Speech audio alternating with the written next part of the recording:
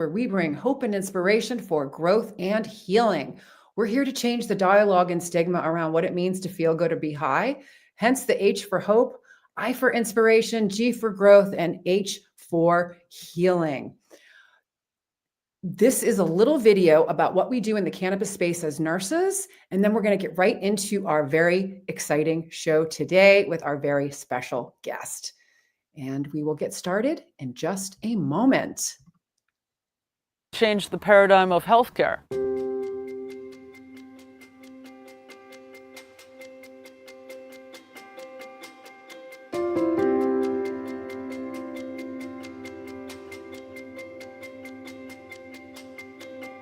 The Green Nurse is a holistic cannabis nurse that teaches on the endocannabinoid system and the safe utilization of cannabis and other progressive tools to help people reach a better quality of life. I'm the founder of Holistic Caring.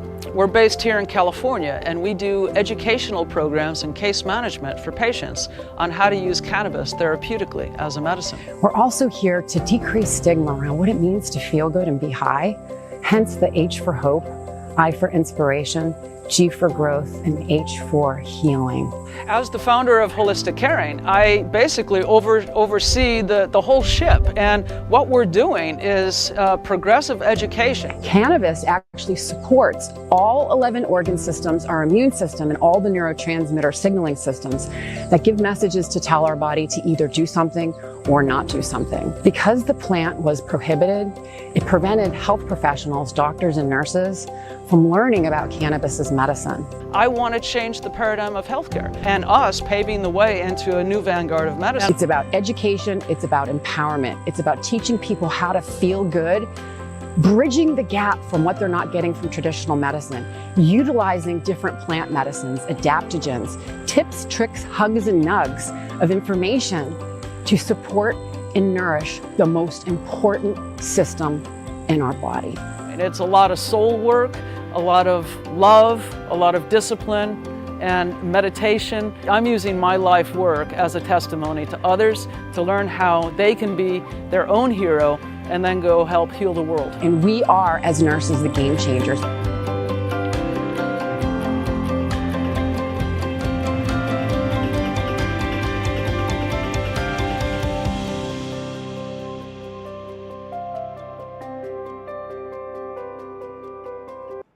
Right. Growing in health, growing in cannabis. And Tiffany, I hope you're coming back.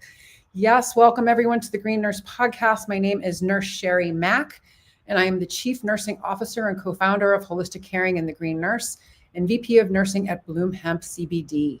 I'm a cannabis nurse, patient, advocate, activist, and a very passionate podcaster here to change the paradigm of healthcare.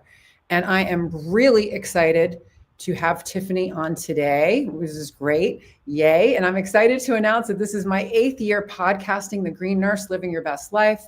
I started podcasting in 2018 when the National Council of State Boards of Nursing came out with their guidelines that all nurses must have 6 essential areas of knowledge when it comes to cannabis as medicine. I started podcasting to decrease stigma and to share those compelling stories of healing because I too use cannabis as medicine. But before we get started on our very exciting show, we do have a message from our sponsors at Bloom Hemp. And I'm going to pull up that handy dandy little slide so you guys can see all about Bloom. So Bloom Hemp is a woman and nurse-owned CBD supplier. CBD Emporium. Here we go. Bloom Hemp, CBD Emporium. Leading with quality, safety, value, and patient-centered care, Bloom Hemp products are USDA organic hemp grown in the mountains of Colorado and tested for purity, potency, cannabinoid, and terpene profiles. Bloom Hemp is proud to offer a free nurse line, free care plans to answer questions and explain how and why CBD works in the body. Bloom Hemp and Green Nurse for 10% off and free shipping. Thank you so much, Bloom Hemp, for sponsoring the show. We don't know what we would do without you. Okay, and we are going to get into it today. So I don't know if you all know this, but I'm going to tell you, it's Nurses Week, first of all. So happy Nurses Week, everyone. And cannabis nursing has been recognized as a specialty. And nurses are truly making an impact on advocating for the safe therapeutic use of cannabis, by teaching on the endocannabinoid system and how to optimize cannabis as medicine for health, healing, and wellness purposes. As plant medicine nurses, our role extends beyond recommending cannabis and hemp products. We strive to provide alternative solutions from multiple modalities that support the endocannabinoid system, promoting health, healing, and overall wellness. What many of you may not know is I do have a background in pediatric nursing, started in conventional care, now working in the realm of plant medicine. And over the years, we've had the privilege of working closely with children and their families, offering education and guidance on the cannabis. And many of the pediatric patients we've supported have faced significant challenges, including cancer, autism, epilepsy, and ADHD. This is why advocating for a new educational children's book that's not only for children, but also for adults is so meaningful to me. I believe it will be an invaluable resource for families, providing knowledge in a way that is both accessible and engaging. And with that, I'm very, very excited to introduce our special guest. So Tiffany Carwile is an award-winning cannabis advocate, author, journalist, with nearly a decade of frontline work in cannabis policy reform, education, and equity. In 2021, she was honored as International Cannabis Advocate of the Year, recognized for her tireless efforts in Ohio and beyond to destigmatize the plant and push for inclusive, accessible cannabis legislation. Tiffany is the author of How My Medicine Helps Me, Cannabis Facts from A to Z, a groundbreaking new children's book that uses playful, rhythmic approach to educate young readers, adults about the history, uses, and healing potential of cannabis. In addition to her advocacy and literary work, Tiffany serves as a lead script and story writer for Animiverse, and we'll learn a little bit more about that. Tiffany's writing has also appeared in the Ohio Capital Journal, Medicaid Ohio, the Weed Blog, Canamaps, and more. She is a mother, a poet, and a fierce believer in the power of storytelling. And she continues to use her voice to challenge stigma, celebrate truth, and build bridges through education. Welcome, Tiffany. Thank you so much. Thank you for having me. Can you guys hear me okay? Yep, I can hear you. You can hear you just fine. I just want to preface by letting the audience know I am having a minor connection issues. I had an internet outage that happened shortly before the podcast. So if there's any interference, I do apologize. But thank you so much for having me today. I'm honored to be here. I'm honored to have you on. And if it gets too wonky, we can always just redo the podcast. But let's see what we can get through today. Because I'm very excited to have you on. You know, we all don't wake up one day. You know, honestly, you didn't wake up one day and say, "Hey, I'm going to write a children's book on cannabis." Or there's usually a story of what inspired you to write this book. So, and I'm sure our viewers would love to learn about it. Your story. Oh no. So after nearly a decade in the realms of advocacy, I saw a real gap in educational materials for children, and I wanted to create something fun, approachable, and factual that would help families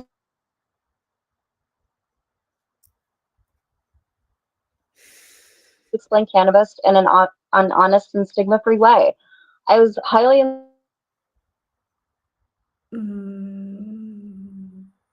inspired by Jack Ever Wears No Clothes, a textbook about children. And I book will be an essential tool in opening the minds and doors for in opening doors and minds to more forward-thinking conversations involving cannabis for both children and adults. Yeah, absolutely. So, why focus on children as your audience? There you go. There's a question for you.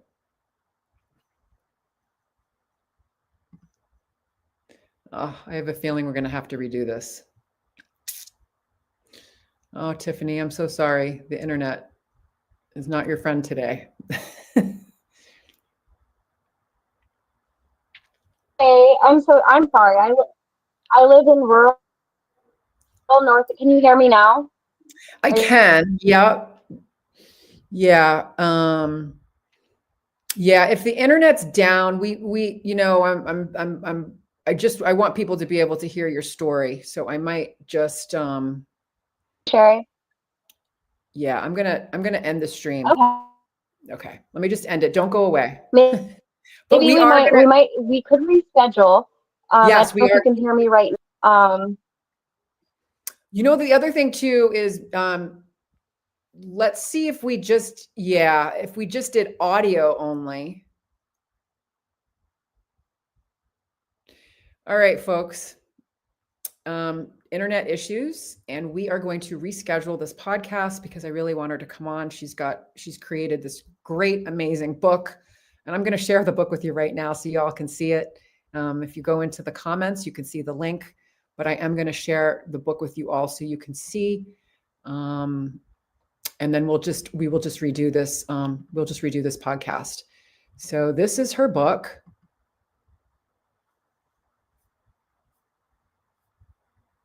How My Medicine Helps Me, Cannabis Facts from A to Z, an educational book about the cannabis plant for all ages. Growing hemp as nature designed it is vital to our urgent need to reproduce greenhouses gases that ensure the survival of our planet. Jack Herer. And this is a sample of her book, and I love it. I am gonna just read this first part, and then we will have her back on so she can share all of the juicy facts about what went into making this book and how she got it published.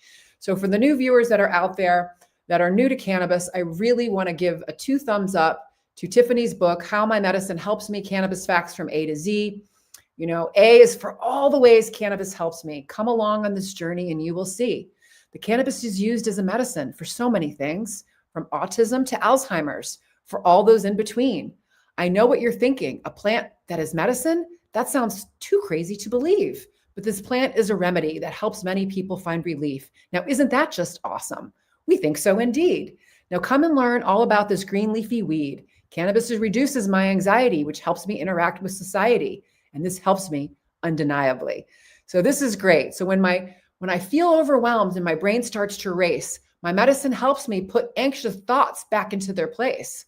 This helps me to remain calm, and my mind randomly decides to sound the alarm, which helps me make new friends when I play at the pool and allows me to stay focused when I'm learning at school.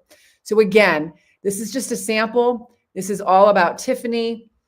Tiffany Carwile is a journalist, an award-winning advocate, activist, and a humanitarian dedicated to creating meaningful change through the power of words and action, with a career rooted in storytelling and a passion for justice.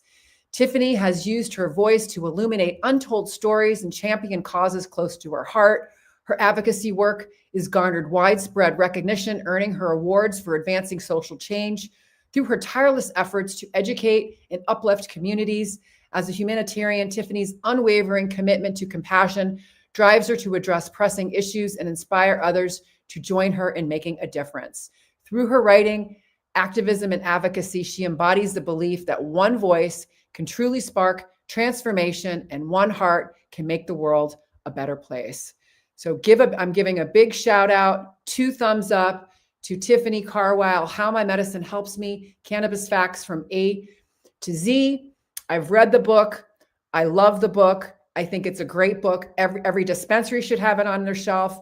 Every parent that is using cannabis as medicine should have it in their arms so they can arm their children with facts and evidence. It's just an easy way to understand it. And what we're going to actually do is we are going to have Tiffany back on the podcast again as soon as we can get the internet issues. Oh, she's back. Ooh, oh, here she is. Yay, you're back. Let's get you back on. You got to unmic your mute. Unmute. Oh, sorry. No, I was able to get back on through my computer. My internet came back up. So I was able to 86 my phone, and I'm on my laptop now. So hopefully no more connection issues. So I do apologize to everyone watching. That's okay. It's all good. I went with it, and I'm so glad you came back. I ended up just plugging you. I just pulled up the book. I heard. You read it so well. I love you. I love that you kind of got the flow of the book, like, because I write in my poetry. I actually have a poetry series as well. Back when Kindle Vella was still a thing, I had the #1 nonfiction series for half of 2022. But it doesn't exist on there anymore because Kindle Vella is gone. So I'm actually going to publish that later on, but that's neither here nor there. But I write in my poetry in a certain like style, and you embodied that so well. It's like you just got it. And I tried to write it in a sense and break the sentences in such a way to go with the flow of how I read it myself. and how I wrote it and how I wanted it to sound, but you did amazing. See, and I love poetry as well. So I love to write poetry. I love to find pictures, like something that inspires me, or creating an image and then write a poem Mhm. about it. So yeah, I'm I'm right on. I'm right. I totally can identify with the poetry and the writing. I think it's amazing. Well, I'm so glad that you're back I'm here. sorry that So the lighting isn't great in here. I don't have overhead lighting in my apartment, but all my lights are on, but it's I'll okay. take that over the connection issues. Yes, I can see you. I can hear you clearly, and Perfect. there's no breaking. So let's get right back into the interview. I already plugged the book and pulled it up for everyone to see and read. Thank you so So much. let's get people to know about you more. So Okay. about you, Tiffany. So again, we all don't wake up one day and say, "Hey, I'm going to write a children's book on cannabis." There's usually a story. What inspired you to write this book, and why did you focus on children as your audience to start? So, after nearly a decade of working in the realms of cannabis advocacy, I saw a huge gap in educational materials for children specifically, and I wanted to create something fun and approachable and exciting for kids that was factual to help them understand and to help families explain cannabis in an honest and stigma-free way. And to be honest, I was highly inspired by Jack Herrera's The Emperor Wears No Clothes. Essentially, for anyone who's unfamiliar with the book, essentially it's like a textbook about cannabis and the history for adults. And I was like, man, it would be really cool if something like this existed for kids. So that was a huge inspiration in writing the book. And I honestly believe that this book will be an essential tool in opening doors and minds to forward thinking and honest discussions about the cannabis plant for both children and adults. I completely agree with you. And I'll show you just a quick little story. So when I started building the Green Nurse and Holistic Caring with Elizabeth, we created a patient handbook. And the patient handbook, you need to write at a certain level so everyone can understand. So I Yes. wanted my children to look at it. And so I really wish I had your book years ago when I did this, because this would be amazing for children and for new people that are exploring cannabis. Your book is phenomenal. And so when I showed my children my patient handbook, they looked at me and they go, "Marijuana and cannabis is the same thing?" Mm-hmm. And I said, "Yeah, marijuana is slang, cannabis is scientific. Well, that's not what Cannabis. they're teaching." And know what they said to me? "That's not what they're teaching in school." Everything they were like, Oh, or medical school either, like it's wild. It's honestly, and I've heard that quite a bit, that people wish that they had this resource years ago in various professions, from teachers to doctors to just parents in general. Kids are often surrounded by misinformation and silence when it comes to cannabis, and this book empowers them to have conversation and have age appropriate facts distributed to them and distributed to families to help initiate those meaningful conversations that are rooted in truth, not in rhetoric. And kids are like, they're sponges. They begin learning from the moment that they're born. So, yeah, in my opinion, education has no age limit. That's why I say that the book is for all ages, from anyone from young toddlers to older kids, and even adults can take something away from my book. There's education in here for everybody. absolutely. And it is critical for our kids to be educated. And, it's interesting, my path into cannabis nursing, et cetera, has actually influenced my daughter. She, being a nurse and then into cannabis nursing, my daughter Mhm. started pharmacy school, That's and so she cool. got so excited. On her third week of pharmacy school, they were teaching on the endocannabinoid system. And she goes, "Mom," right? That's like groundbreaking, seriously, That because is, it I is. spent the better part of almost a decade touring around Ohio, educating doctors, legislators, teachers, and everyday people about things like the endocannabinoid system and the science behind cannabis as a plant, as medicine, economically, environmentally, etc. And I was actually deemed an expert in cannabis by the ohio.med.gov website because of that. And I would be teaching neuroscientist PhD doctors things that they had never been taught in school. Yeah. And that for me was really a mind-blowing experience, because I'm a mom from Ohio. I do not have a medical degree. I am not a doctor. I am not a nurse. And I give my hats off to you and everybody who has went to medical school, because, oh my goodness, you have so much patience, and like, you're stronger than I could ever be. But I have spent 10 years researching and going over clinical trials and data and breaking them down to their marrow and really studying and digesting and just digging deeper and digging more into it on all fronts, not just medically, because this plant is honestly one of the most versatile plants that we have access to. And the fact that the information has been suppressed so long, and just that idea in general blows my mind. So I cannot stop talking about cannabis. And that's why I loved The Emperor Wears No Clothes so much, because it gets really in the marrow of how versatile, how utilized this plant used to be. Like the farmers in the 1600s were required to grow cannabis hemp. And in some states they could be like punished for not doing it. And that's wild. And people don't know that. People have no idea. It's Yeah. always been bad or wrong or a drug. And it's time to Well, we shift all the know conversation. that was politically, racially, and financially motivated. The Oh, tobacco industry, the alcohol industry, the hmm pharmaceutical industry, the paper industry, the food industry, Oh, yeah.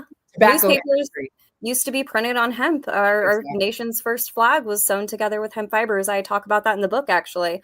So it's not just about, I know the title is How My Medicine Helps Me, Cannabis Facts from A to Z. I just really latched onto that title and I loved it, because it kind of also embodies the whimsical rhyming poetry style of the book. But this book is about so much more than just medicine and the conditions that cannabis can help with. It really touches a lot of bases outside of that as well. Yeah. So what makes this book different from other cannabis education tools? There you go. There's a Well, I know that there's other books out there about cannabis for kids, but I didn't find any that were quite like mine, because honestly, I did a lot of research. I didn't want to regurgitate something that had already been done or make something that was, I didn't want it to be like an iteration of anything else. I wanted it to be unique. I wanted it to stand out. So I went upon myself to read any cannabis kids book that I could find. And it was, a lot of them talked about like normalizing cannabis, and some did talk about medical cannabis and conditions that it treats. One of my favorites is What's Growing in Grandma's Garden. That's a classic. But nothing quite like what I had in mind existed. And that just fueled me even more to write the book. It's written in a fun and free-flowing poetry style that's both playful and engaging, to keep kids interested. But it's also packed with transparent and digestible information. And while this book is geared towards kids, the adults can very well take away something from reading it as well, helping families grow together in their knowledge. There you go. The families that grow together stay together, right? For Exactly. sure. Yes. So what kind of feedback have you received so far on your book? Well, to be honest, it's been incredibly humbling. Parents, educators, even medical professionals such as yourself have reached out to me saying that they, literally what you said, that they wish this book existed years ago. And the best part is that kids are enjoying it and they're reading it and they're learning fact versus rhetoric. Within the first 48 hours of my publication, my book ranked number 4 in adult and continuing education, number 6 in civil liberties, civil rights and liberties, number 7 in poetry for early learners, number 1 in agriculture and food policy, and number 5 in elementary education. So that just shows that there is a demand for this type of knowledge to be out there, and it's only picking up more and more steam. I've been able to get my book into a few locations already. One is a holistic wellness store in Columbus, Ohio called Midwest Wellness. Shout out to Steven. He's a great guy. He's the owner. A woman in another location is a woman-owned, Black-owned pop-up bookstore, also in Columbus, called Tastes and Homes, run by Tracy Ramey, who has a wonderful vision about making just access to stories like mine and stories that highlight LGBTQ plus voices and minority voices, and banned books as well, and uplifting and pretty much bringing like a mobile bookstore to communities that might not otherwise have access to those books. And another store that my book is now in is a local market right here in my area, called the Luna Moon Market here in Defiance, Ohio, which is about 20 minutes away from where I'm at. So it's been going pretty well. I have also had the naysayers, but that's exactly why I wrote this book, was to not to ruffle their feathers, but also to ruffle their feathers and maybe get them to think outside of the box and to shift a little bit. Maybe if I don't change their minds, I might change their perspective slightly, or, get a conversation going, get the gears turning, because that's how change starts. Ripples make waves. So I don't expect, people who don't understand to understand or even accept, that tides are turning right away. But Yeah. this is the gateway to getting to that point. It's a stepping stone, I should say. Yeah, and there's a lot of what I call cognitive dissonance that exists when it comes to plant medicine. So, in other words, and I'll give you a story with my mother. So, I could present my mother with all of the research. She could visually see me changing into a healthy human being, but she still thought and felt it was the devil's lettuce, Yeah. right? But now, what ended up taking my mother to embrace this plant was she needed to see someone else that was her age and had like someone similar to her that had something. And so that's why I did the podcast. So I had a nun on, a Catholic Oh, nun, who was that's on awesome. 150 micrograms of fentanyl every 48 hours. That is a lot of fentanyl. Wow. Fentanyl That is caps are crime. insane. We got her off of the fentanyl. She is opioid free and living her best life. And so this nun did the podcast circuit, I call it the circuit. I mean, And she shared, and it was the nun's story that my mother could identify with. And so I basically asked her, Sister Suzanne, with all due respect, my mother is anti-cannabis. She's blocked me on Facebook. She's written me out of her will, for all those people that are really afraid. And I asked her, and this is no disrespect, what would Jesus say about all this cannabis? And Sister Suzanne held up her finger and she goes, Jesus would say, what the frig did it take you so long to use this God-given plant that I created for you? He would right. expect us to use it, and it would be a sin not to. So I sent that little clip to my mother, and then that changed her mind. But it took years. Well, I'm glad that she was able to open her mind up, because like sometimes it takes going to great lengths. I mean, actually, most of the time in any kind of advocacy, in any realms of advocacy, you have to go to great lengths. You have to be willing to have the tough conversations with people that you might not think would even want to have the conversation with you. And that is honestly amazing that you were able to have a conversation with a nun, and that's what shifted your mom's perspective. It's a little, unfortunate that it takes to that extent for some change to be made for some people, but it is possible. So that's really an amazing story. Yeah, it is fun. So let's talk about your personal journey. How does your personal journey with cannabis tie into the creation of this book? As a disabled mother, medical cannabis has been essential in my own life for a good portion of my life. I'm a cannabis user myself, medically. I had a medical cannabis card shortly after the program first started in Ohio, and I actually helped push for the medical cannabis program in Ohio. And as an activist, I've worked on the ground floor to help educate, advocate, and destigmatize discussions surrounding the plant in my home state of Ohio for, 10 years. And this book is really just a combination of my passion, advocacy, and personal experience all rolled into a labor of love that I hope people can enjoy and appreciate. And like I said, I know it's going to ruffle some feathers. That's ironically, I was having a conversation with a local radio show. We have 2 radio stations in my hometown, and a radio show host wants to have me on. He's like, "Ooh, that's going to ruffle some feathers." And he's like, "But that's okay. I ruffle plenty in my time. Sometimes it's necessary." And I can't agree more, because doing nothing does nothing. I mean, to put it bluntly. And I feel like the more that people push to have these conversations, these tough conversations, and there's so many conversations even outside of the cannabis realm, there are tough conversations that we need to have.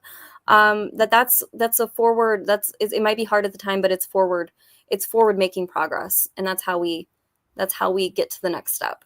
Totally agree with you.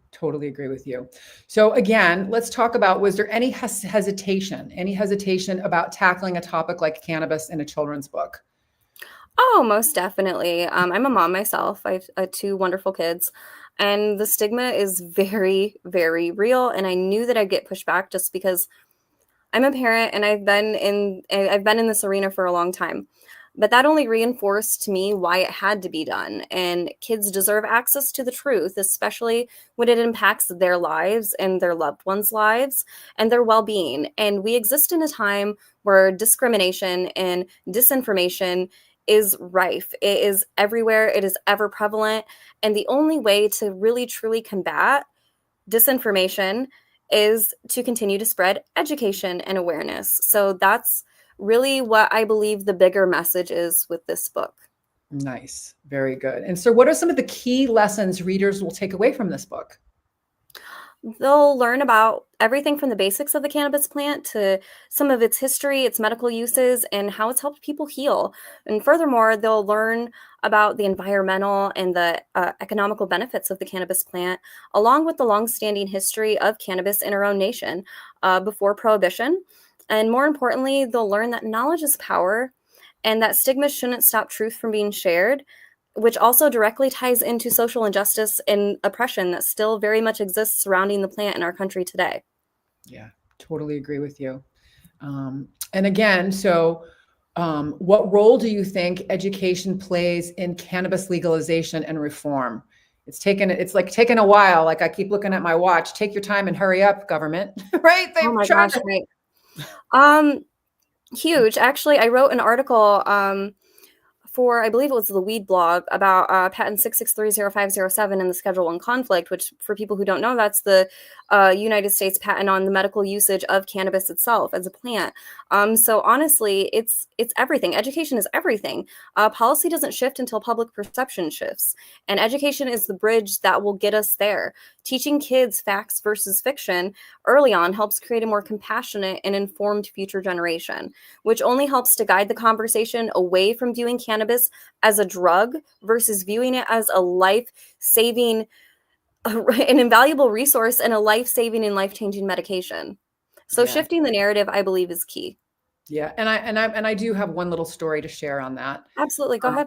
I took care of a family, and I'm not going to say too much because I don't want to disclose. But there was a family who was a child who was 17 years old, and he was on some hardcore other drugs, and that were really hard for him to come off of. And we actually sat with him and discussed and talked about cannabis, and we came up with a care plan, and he used cannabinoids to help get off of some of these other drugs.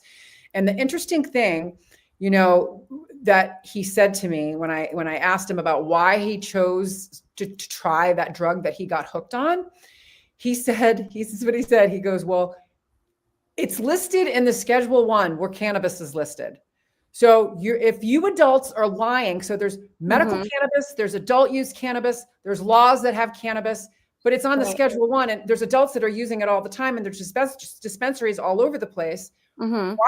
And if you're lying about that drug, then why would I believe you about this? Why would I believe? Yeah. So it was very, very interesting to hear his story about what made him try this other substance that he got hooked on.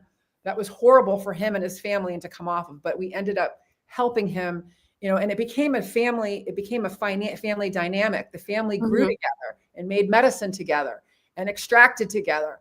And it was a healing. Yes, it was beautiful, but it was, it's hard. It was hard.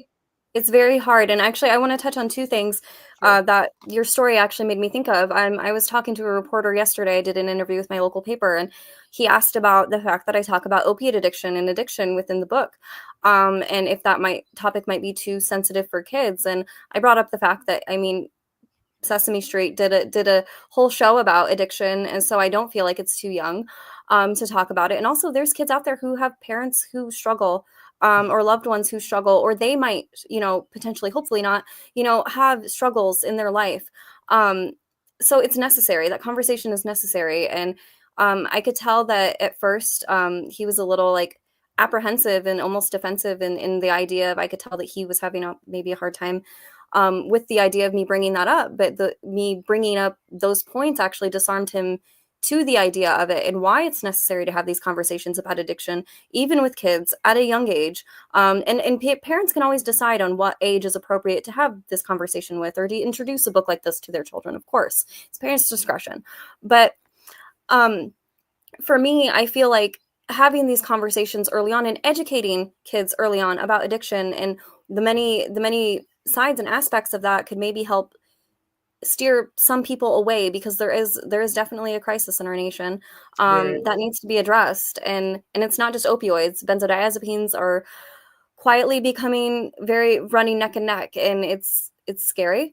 And to just bring up one other thing that your story kind of jogged a memory for me is I actually did an article. I wrote an article where I interviewed a neuroscientist PhD doctor, and he was telling me about how much of a struggle that he had trying to get access to cannabis for clinical trial study, as to where he could get drugs like acid and mushrooms very easily in large quantities. But when he tried to get access to cannabis, they sent him a vial of what looked like resin, essentially, and it was in this liquid, and it was just you couldn't use it. It wasn't good for anything or any quality of study. He couldn't even actually get flour at the time. I forget exactly what year he conducted these studies. It was a while ago that I wrote that article, but it was one of the most fascinating interviews that I'd ever done as a journalist. It really, I still have the recording on my laptop just from talking, because I record my interviews like when I interview people for journalistic purposes, just because it makes for better writing. Because I can't keep up and write down everything that fast. There's no way. I'm a writer, but I'm not that fast. But I listened to that back several times. It blew my mind. So just the contrast and like the discrimination between, well, cannabis is just as bad because it's classified as just as bad, is another conversation that really needs to be addressed. Yes. And just to circle back around to the opioid epidemic, there are 91 opioid overdose deaths a day. That's horrible. At one point in time in my home state of Ohio, there was more prescriptions written than people that lived in the state. And that's not to discourage prescriptions in general. I even talk about in the book how both treatments are good as long as the patient benefits, and that's where I'm talking about, where the patient's benefits. In situations of addiction, it's tough because there's a lot to lose there. And there's with the chronic pain. So I specialize in chronic pain, autoimmune conditions, and cancer, et cetera. And when you look at the research around chronic pain, opioids only are superior to cannabinoids for acute pain only. And that's for the first 5 to 7 days. We are not meant to be on opioids longer than 5 to 7 days. There's 8 different types of pain types, and the research supports cannabinoids as being superior for all 8 pain types, except for acute pain. So and it's a touchy subject because I don't want to try to make people feel singled out who are struggling with addiction by any means, in any way, shape, or form. They are honestly the victims of a very much bigger scaled system that has been operated to work against them, and they are honestly the bigger picture here. And why I feel like the discussion of bringing cannabis as a option to help people who are struggling find a way to get back their lives, their normalcy, their happiness. And like I say, I'm trying to be very delicate with even talking about this because it is such a sensitive subject, and it affects my family personally. Like addiction has run through my immediate family and through most of my life. So I watched it in real time. And that's another thing that threw me into the realms of advocacy, was trying to help family members and people that I know and people that I love and people that I've lost. I've lost a lot of friends in my life, and I know how sensitive this topic is. So I'm not trying to sound like I don't understand, because I do. I really do. Yes. And I'll circle back around to my mother. So my mother got on the cannabis and she started using it to help, and she became an advocate and was very excited and was sharing with her doctors. Well, she ended up tearing her, having another shoulder injury. She has a lot of orthopedic injuries. And it was very interesting how she went back to her doctor. Her doctor drug tested her and said, "You popped positive for THC. So I'm not going to prescribe for you." You better believe I got on the horn. I was so upset. And literally, I just said, my mother has an acute injury and you're withholding medication. And so I had to educate this pain doctor on, acute pain. The cannabinoids aren't going to hit the right way, right? This is more for chronic pain. She has a new injury, and it's appropriate for her to have this medication. Right, yeah, it's necessary. Like, there's plenty of situations where, like, those medications are absolutely necessary. I've had to have plenty of surgeries in my life where I'm very thankful I had pain medication, because my goodness, I have a lot of rare heart conditions, and I've had to have various surgeries throughout my life. And so to deny someone a pharmaceutical because they're choosing to treat their chronic pain with plants. I recently had a similar situation myself personally with my my psychiatrist. I'm not going to list the facility, but I had to explain that I'm a medical cannabis patient and I've been using cannabis for to aid with my CPTSD and my heart conditions and etc. And without me, verifying that I'm medically, even though cannabis is legal, recreational cannabis is legal in my state, and nobody would not give me, because it's for anxiety medication. I'll be very transparent with the viewers. It's for anxiety medication. I'm not I'm not an opponent of prescription medication when it's for what's needed and what's absolutely. I definitely I have issues with PTSD and anxiety myself, and sometimes that's necessary, that's needed. Cannabis absolutely does help, but sometimes other things or intervention is needed as well. And in situations like with your mother and, her needing that pain medicine and prescription and that as well, I feel like the discrimination is very much there. There's children who can't take their medication, their medication to school because of the FDA, or I'm not sorry, not FDA, the federal, the scheduling on cannabis and the state laws saying that this substance cannot be on school grounds even though it's a prescribed medicine. It's very it's a touchy subject for me because it really bothers me, because that's just blatant discrimination on multiple levels. I totally agree. And so, and the thing, the educational piece around that is cannabinoids can make pharmaceuticals work better at lower doses. Yes.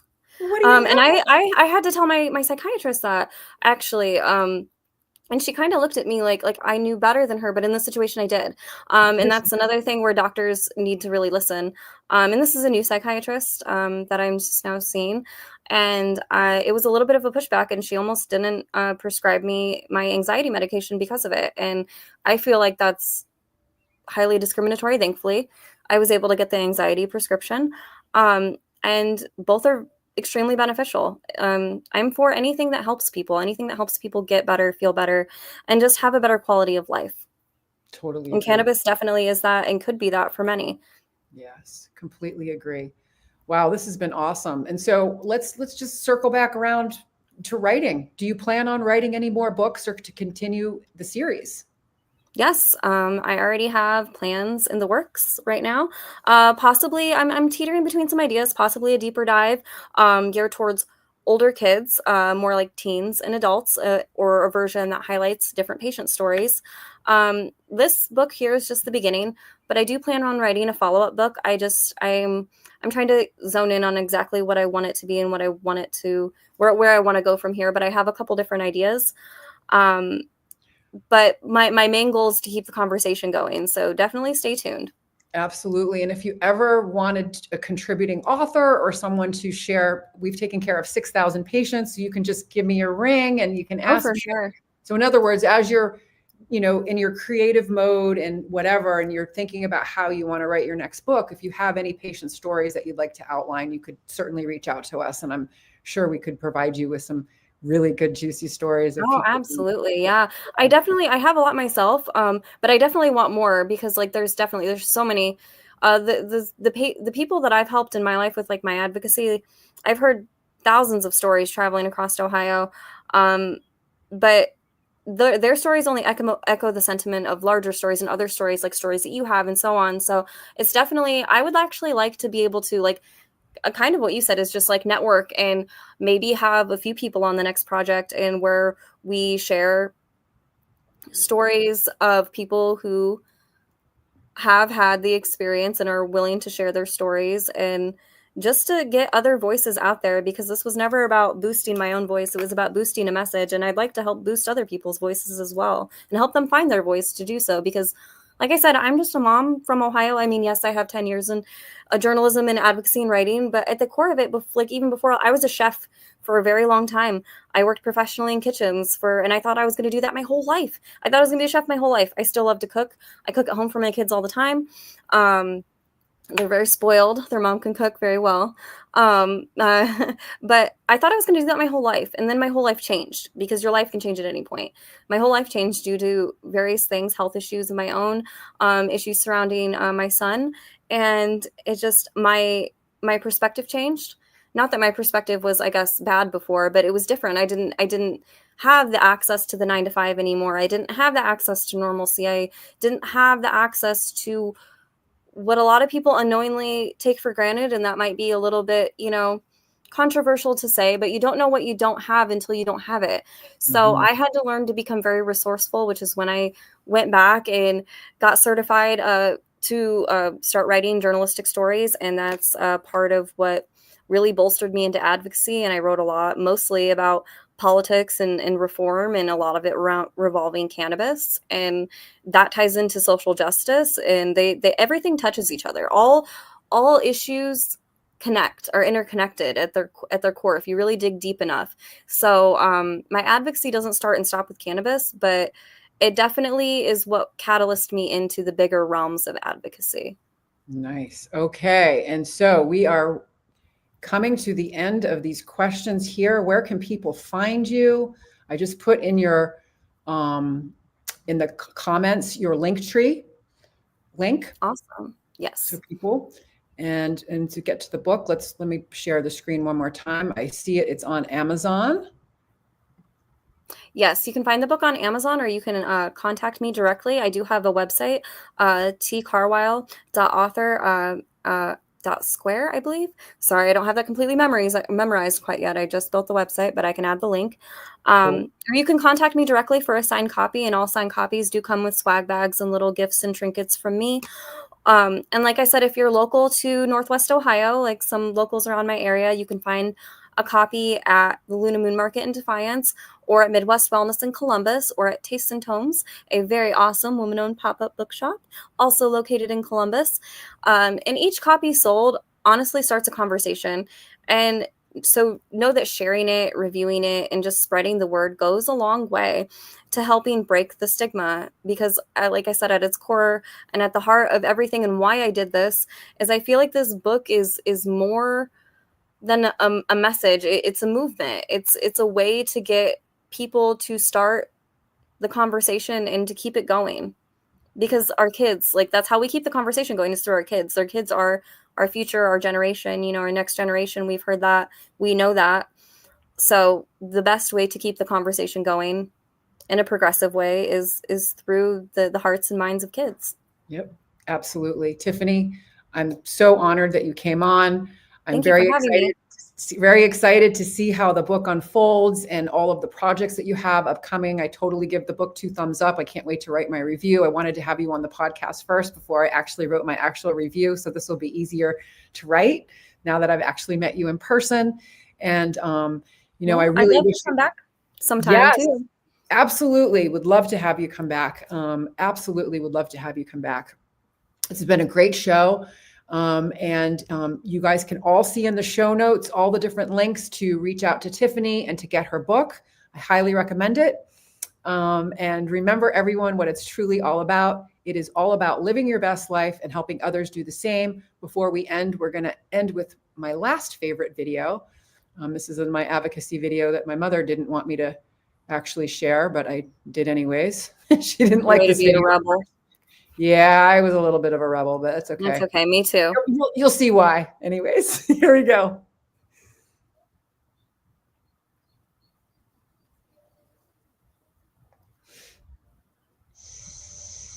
We're here to educate and empower patients to make choices that are best for them. We're also here to decrease stigma around what it means to feel good and be high. Hence the H for hope, I for inspiration, G for growth, and H for healing.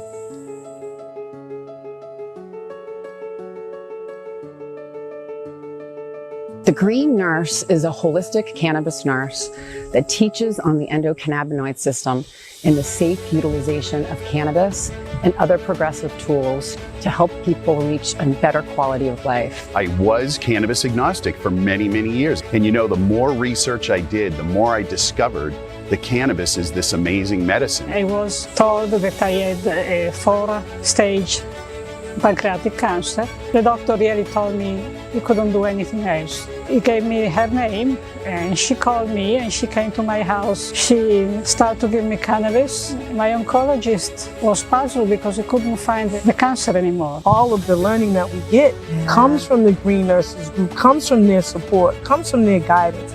I trust everything that she says. Simply meet people where they're at. The plant doesn't, stress to grow, so we don't stress to share it. We're healing people.